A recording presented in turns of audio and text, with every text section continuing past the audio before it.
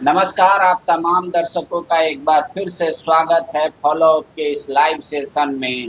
भारत की ओर से ऑपरेशन सिंदूर अब भी जारी है और अभी हाल ही में अभी जस्ट थोड़े मिनट पहले पाकिस्तान के ड्रोन फिर भारत में घुसने की कोशिश की है। हालांकि इंडियन आर्मी ने उसे नाकाम कर दिया। 400 से भी अधिक ड्रोनों का इस्तेमाल पाकिस्तान कर रहा है और उसमें जो कारतूस और वो जो आ रही हैं वो बताया जा रहा है कि तुर्की देश का है। क्या है अभी के हालात, झारखंड सरकार ने एहतियात के तौर पे क्या कदम उठाया है और जो सीमा के इलाके हैं वहां पे क्या कुछ चल रहा है, उसी पर हम चर्चा करेंगे। हमारे साथ मेरे सहयोगी जितेंद्र कुमार हैं। प्रधानमंत्री की जो बैठक हुई तीनों अध्यक्षों से, जो सेना के अध्यक्ष हैं, वहां से शुरू कीजिए। क्या है पूरा अपडेट बताइए दर्शकों को। देखिए प्रधानमंत्री ने सेना के तीनों से अध्यक्षों के साथ और उसमें अजीत डोभाल भी थे और रक्षा मंत्री राजनाथ सिंह भी थे। यह जो बैठक प्रधानमंत्री के आवास पर हुई है, यह संकेत दे रहा है कि स्थिति गंभीर है और प्रधानमंत्री, रक्षा मंत्री अजीत डोभाल तीनों सेनाध्यक्षों के साथ मिलकर पूरे स्ट्रेटजी पर बातचीत कर रहे हैं, ताकि रात में, जैसा कि अभी अभी सूचना मिली है कि पाकिस्तान ने फिर ड्रोन अटैक किया है। पठानकोट, सांभा, जम्मू के इलाके में ड्रोन अटैक की कोशिश की गई है, जिसको भारतीय सेना ने मतलब निष्क्रिय कर दिया है। इससे लग रहा है कि अभी मतलब शांति की ओर बढ़ने के बदले अभी भी पाकिस्तान जो है सो मतलब उकसावे की कार्रवाई कर रहा है। तो ये पूरी स्थिति है और झारखंड, उससे झारखंड भी चिंतित है। और स्वास्थ्य मंत्री इरफान अंसारी ने, जैसा कि मतलब उन्होंने कहा है कि जो डॉक्टरों की छुट्टी रद्द कर दी गई है और केंद्र सरकार ने सभी राज्यों को से कहा है कि आप एहतियात के तौर पर एडवाइजरी जारी करिए। यहाँ पर जो जानकारी मिल रही है, जो सरकार के शीर्ष स्तर पर चीफ सेक्रेटरी जो है सो सीनियर मोस्ट अधिकारियों के साथ, गृह सचिव और अन्य अधिकारियों के साथ बातचीत कर रही हैं और संभव है जो कल कोई राज्य सरकार भी एडवाइजरी जारी करेगा। एडवाइजरी में क्या हो सकता है यह देखा जाएगा, लेकिन लग रहा है जो पुलिसकर्मियों या किसी विशेष क्षेत्र के चिकित्सकों और मतलब और जो इससे जुड़े हुए कर्मी हैं, सरकारी कर्मी हैं, उनकी छुट्टियां रद्द की जा सकती है। जैसा कि आप देख रहे हैं कि गुजरात ने सारे सरकारी अधिकारियों की छुट्टी रद्द कर दी है। यूपी ने भी सरकारी डॉक्टर और पुलिसकर्मियों की छुट्टी रद्द कर दी है। इस तरह अलग अलग राज्य। गुजरात तो मान लीजिए कि सीमावर्ती इलाका है, वो पाकिस्तान से सटता है, जम्मू है ये। मतलब सामान्य राज्य जैसे बिहार ने भी प्रिकॉशन के तौर पर पुलिस कर्मियों का छुट्टी रद्द कर दिया है और खासकर सीमावर्ती इलाके में डॉक्टरों को भी कहा है कि सचेत रहने। यहाँ तक कि उसने जो आपदा प्रबंधन की टीम है उसको भी मतलब कहा है चुस्त दुरुस्त रही है। मतलब फायर ब्रिगेड से लेकर तमाम चीज, तो वो सब मान लीजिए कि राज्य जो सीमा पे हैं वहाँ थोड़ा डर भय है क्या? तो मतलब सिर्फ ये एहतियात के तौर पे ही किया जा रहा है, या मतलब आप जो अभी वर्तमान में हालात हैं भारत और पाकिस्तान में, ये मतलब आप ये इशारा कर रहे हैं कि क्या हम युद्ध की ओर बढ़ने जा रहे हैं? देखिए, स्थिति तो अभी युद्ध की ओर ही दिखाई दे रहा है, क्योंकि पाकिस्तान जो उकसावे की कार्रवाई कर रहा है, अब अगर वो उकसावे मतलब उस वो जो ड्रोन हमला कर रहा है, मान लीजिए जो भारतीय सेना उसको निष्क्रिय करता जा रहा है उसके ड्रोन को, लेकिन कोई मिसाइल या कोई ड्रोन अगर किसी समय उसका सटीक बैठ जाता है, अब भारत को क्षति होती है, तो उस स्थिति में भारत चुप नहीं बैठेगा। हाँ बिल्कुल, वो तो मान लीजिए कि एयर रडार का भी अपना ये लिमिटेशंस है कि मान लीजिए 400 300 आइडेंटिफाई कर लेगा आर्टिकल, उसके बाद अगर एक साथ उससे अधिक आ गए तो वो नहीं करता है। हर चीज का लिमिट होता है। लिमिट होता है, उसी में मान लीजिए धोखे से या किसी तरह से पाकिस्तान कहीं किसी मामले में सफल हो जाता है, तो उस स्थिति में तो भारत फिर चुप नहीं बैठेगा। अब जैसे कल भारत ने कराची तक ठिकाना लगाने का कोशिश किया है, कल भारत ने जवाबी कार्रवाई में पाकिस्तान के 9 से 11 शहरों पर ड्रोन हमला किया है, मिसाइल हमला किया है। तो इस तरह का हालात है। और जहाँ तक गुजरात की बात कर रहे हैं तो वहाँ सारे कर्मियों की छुट्टी रद्द कर दी गई है। अच्छा। वहाँ अब झारखंड उत्तर सीमावर्ती राज्य नहीं है, तो यहाँ प्रिकॉशन के तौर पर पुलिसकर्मी, डॉक्टर, इनकी छुट्टियां रद्द की जा सकती है, कुछ और स्टेप लिए जा सकते हैं। अब तो क्या सरकारें इस दौरान जनता के लिए, आम जो आदमी है, नागरिक, उनके लिए भी एडवाइजरी जारी करती है या सिर्फ अपने कर्मियों के लिए? नहीं, वो तो अपने कर्मियों पर वो सीधा छुट्टी या उनका कर्तव्य या उनकी ड्यूटी से संबंधित होगा। कुछ एडवाइजरी तो आम जनता के लिए भी होगी, जो अब उसमें क्या होगा अभी कहना मुश्किल है, लेकिन जनता को मतलब क्या करना चाहिए, मतलब चिंतित नहीं होना चाहिए, अफरा तफरी नहीं करना चाहिए, इससे संबंधित कुछ ना कुछ एडवाइजरी तो निश्चित रूप से होगा। कल शाम से लेकर और आज अभी इस वक्त तक, खासकर जो झारखंड के लोग या हमारे जो दर्शक जो सारे एरिया में भ्रमण नहीं किए हैं, जम्मू, पूंछ, पठानकोट या जिस तरीके से पूरा अगर आप कर ले बॉर्डर इलाका, वहाँ का क्या स्थिति है, क्या कुछ हो रहा है, वो थोड़ा स्पष्ट। देखिए, सीमावर्ती इलाकों में सीमा से सटे 3 किलोमीटर के दायरे के गांव को खाली करा दिया गया है। अच्छा। और जो सूचना है, जैसे जम्मू, पठानकोट, फिरोजपुर, जैसलमेर, ये सब में पूरा का पूरा ब्लैकआउट कर दिया गया है, कल भी ताकि किया गया था और आज भी किया। आज भी किया गया है। तो पूरे ब्लैक आउट की स्थिति है। ब्लैक आउट क्यों किया जाता है, अब आम मतलब नागरिक भी समझ गए होंगे, क्योंकि ब्लैक आउट करने से हमारे दुश्मन के देशों को हम विजिबिलिटी खत्म। खत्म हो जाते हैं। उनको नहीं पता चलता है जो ये घनी आबादी का इलाका है, यहाँ पर आदमी रहता है, तो वो वहाँ पर अटैक नहीं कर पाते हैं। तो ये जो प्रिकॉशन लिया जा रहा है, ये कहीं ना कहीं तनाव को ही इंगित कर रहा है।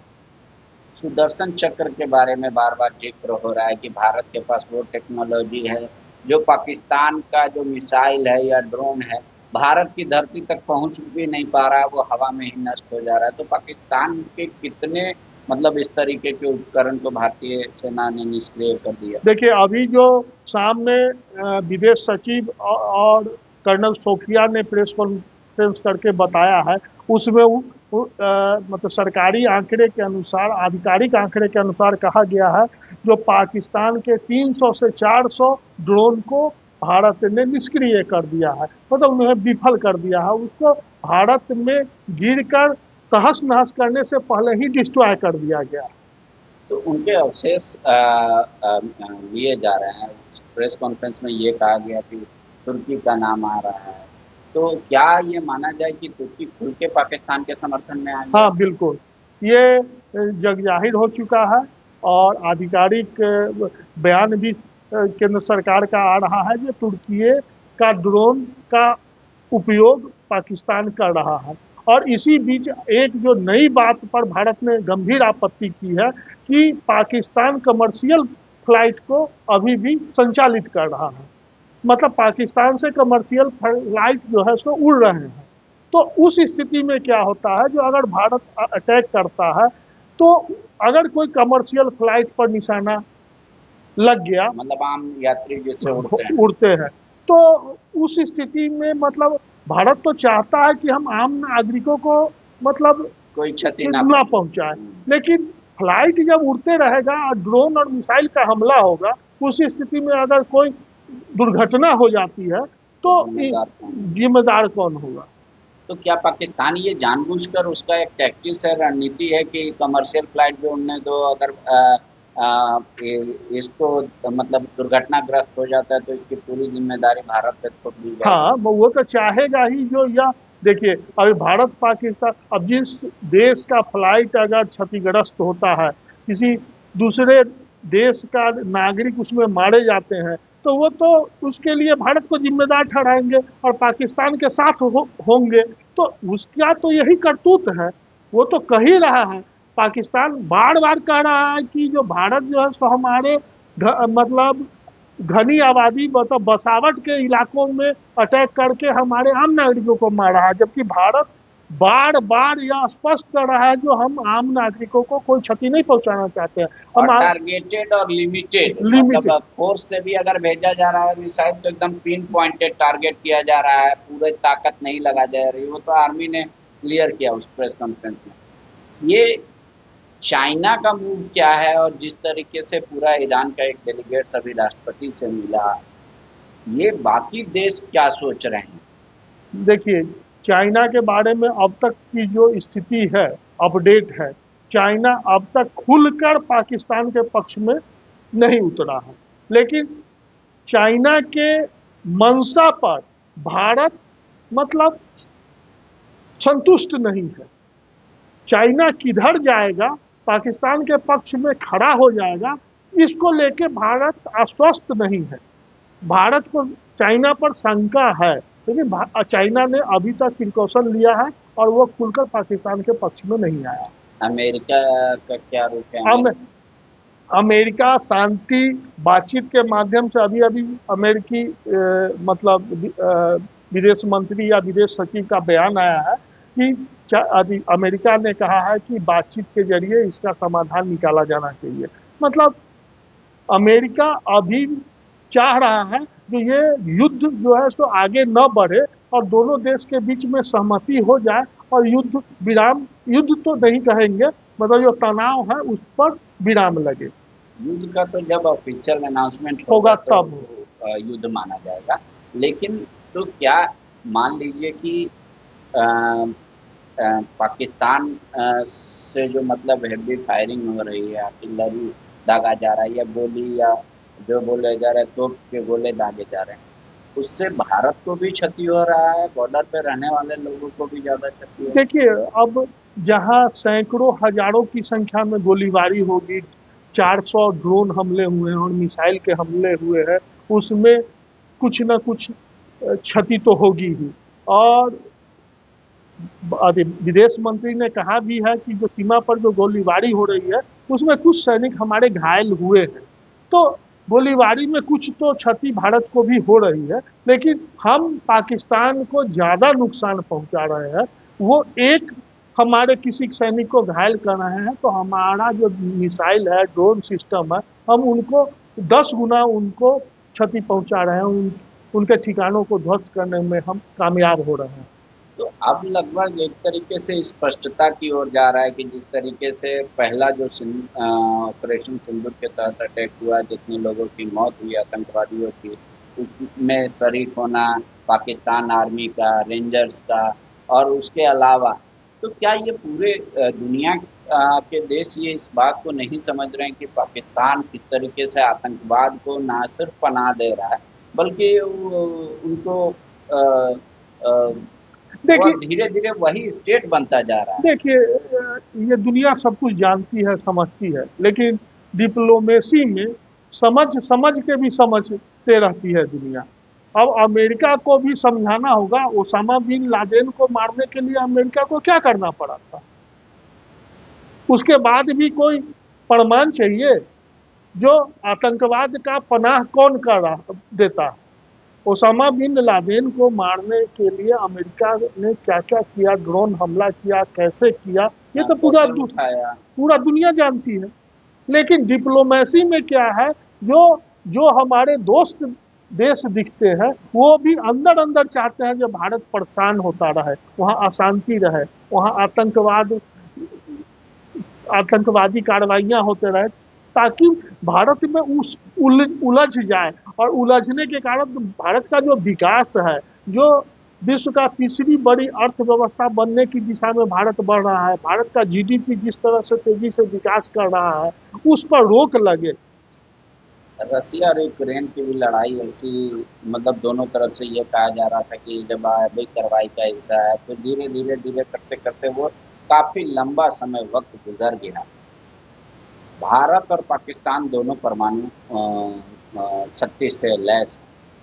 तो क्या ये माना जाए कि वो नेक्स्ट टू नेक्स्ट स्टेप होता है, या फिर जैसे कहा जाता है कि मोहब्बत और जंग में हर कुछ जायज़ हो जाती है, तो कोई भी स्टेप लिया जा सकता है, या कोई इंटरनेशनल लॉ है जिसके तहत दोनों देश बाइंडिंग रहते हैं? देखिए, इंटरनेशनल लॉ है और उसमें दोनों देश का बाइंडिंग भी है। और हम हम जो समझते हैं, जो मतलब ये है, उसके अनुसार परमाणु हमला अंतिम और अंतिम विकल्प है। जिस तरह से आदमी को जब कुछ नहीं समझ में आता है और वो आत्महत्या के लिए अपने आप को समर्पित कर देता है, वही स्थिति परमाणु हमले का होता है। परमाणु हमले का मतलब है कि अब वो देश निराश हो चुका है, भारत हो या पाकिस्तान हो, और अब उसके पास कोई विकल्प नहीं है, वो परमाणु हमले को।